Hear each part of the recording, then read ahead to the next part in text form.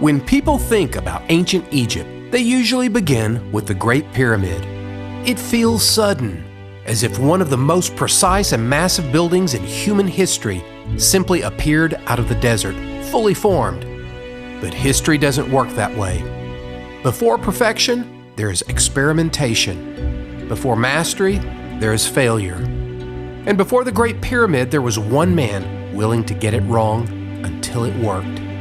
That man was Sneferu. Before pyramids, Egyptian kings were buried in mastabas, low rectangular tombs of mud brick and stone. Then, in the 3rd dynasty, something extraordinary happened.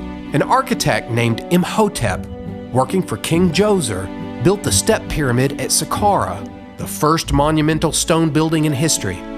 It was revolutionary, but it worked by stacking mass. Its walls leaned inward, its stones were small, it avoided large interior spaces.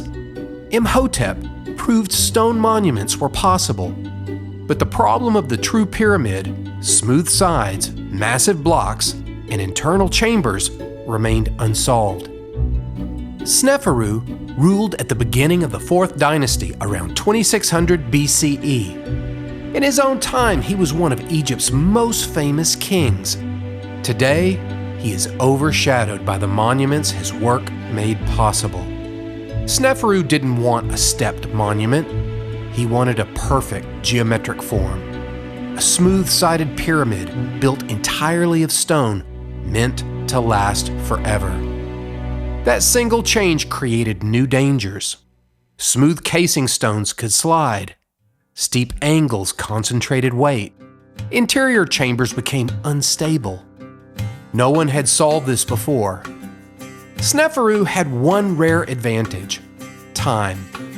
He ruled for decades, long enough to experiment, fail, learn, and try again, and still succeed. Across 3 enormous projects, Sneferu's builders learned hard lessons. Smooth pyramids require casing stones bonded into the core. Steep angles crack chambers under immense weight.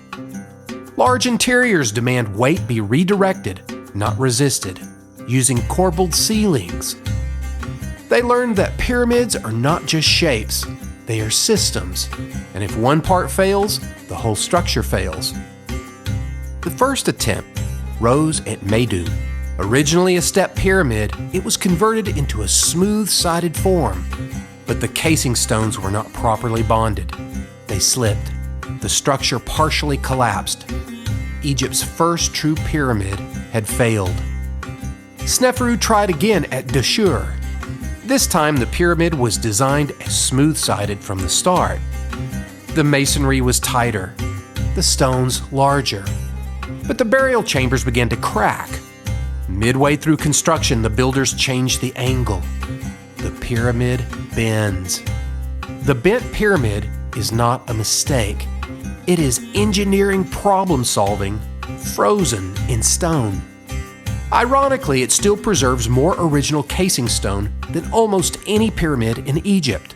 Proof that the new methods worked, even if the interior was still unsafe. Less than a mile away, Sneferu made one final attempt. The angle was conservative, the casing fully bonded, the chambers protected by corbelled ceilings. No spectacle, no shortcuts. The result was the Red Pyramid, the first successful true pyramid in history. For the first time, Egypt knew how to build smooth-sided pyramids that would stand.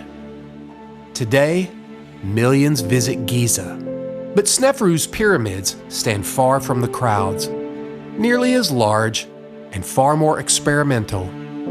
They were not monuments of perfection. They were prototypes. If Giza is the finished product, Dahshur was the workshop.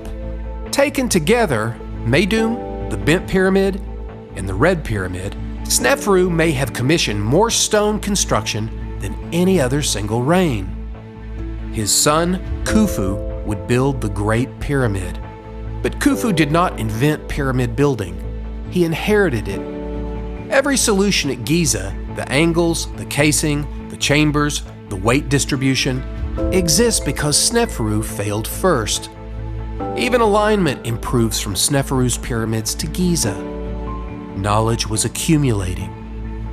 Imhotep invented monumental stone architecture. Sneferu turned it into a working system. Khufu applied it at the greatest scale imaginable.